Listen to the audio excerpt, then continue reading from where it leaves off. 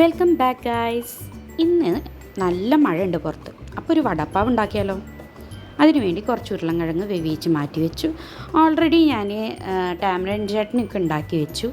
അതേപോലെ തന്നെ mint coriander ചട്നിയും ഉണ്ടാക്കി വെച്ചു. പിന്നെ ഇതിലൊരു പൗഡർ ഇടും, ബ്രെഡും തേങ്ങയൊക്കെ ഇട്ടിട്ടുള്ളത്. ആ പൗഡറും ഉണ്ടാക്കി വെച്ചു. അപ്പോൾ ആ പണികളൊക്കെ വേഗം തീർത്ത് വയ്ക്കാമെന്ന് വെച്ചിട്ട് അതൊക്കെ നേരത്തെ ഉണ്ടാക്കി ഒക്കെ സെറ്റാക്കി മാറ്റി വെച്ചു. ഇനി ഒരു പാൻ എടുത്ത് അതിൽ കടുക് പൊട്ടിച്ച് ഉള്ളി പച്ചമുളക് ഇട്ട് വാട്ടി, അത് നന്നായി വാടി വരുമ്പോൾ അതിലേക്ക്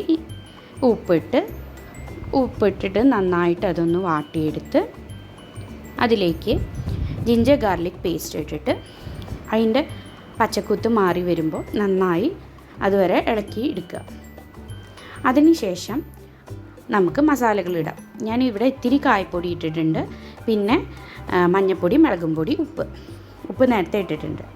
എന്നിട്ട് നന്നായി ഇളക്കി അതിൻ്റെ പച്ചക്കുത്ത് മാറുമ്പോൾ വേവിച്ച് വെച്ച ഉരുളൻകിഴങ്ങ് ഇട്ട് നന്നായി മിക്സ് ചെയ്ത് എടുക്കുക.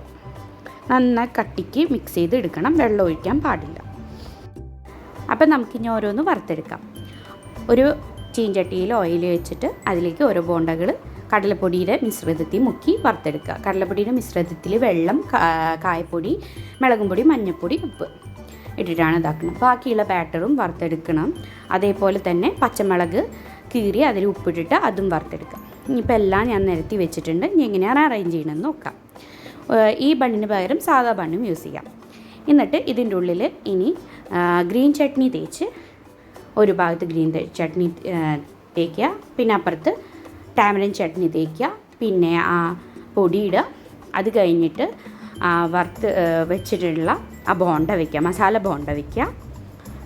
എന്നിട്ട് ഒരു പച്ചമുളകും വയ്ക്കുക. ഇതിൽ ഞങ്ങൾ ആദ്യത്തെ വീഡിയോയിൽ അത് എടുക്കാൻ മറന്നു. ആ വറുത്ത ആ ക്രിസ്പി ആയിട്ടുള്ള ആ സംഭവം കൂടെ വെച്ചാലാണ് അതിൻ്റെ പക്ക ടേസ്റ്റ് കിട്ടുക.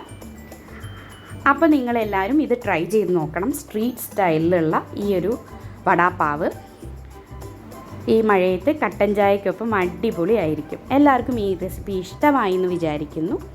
മറ്റൊരു റെസിപ്പിയുമായി പിന്നെ കാണാം.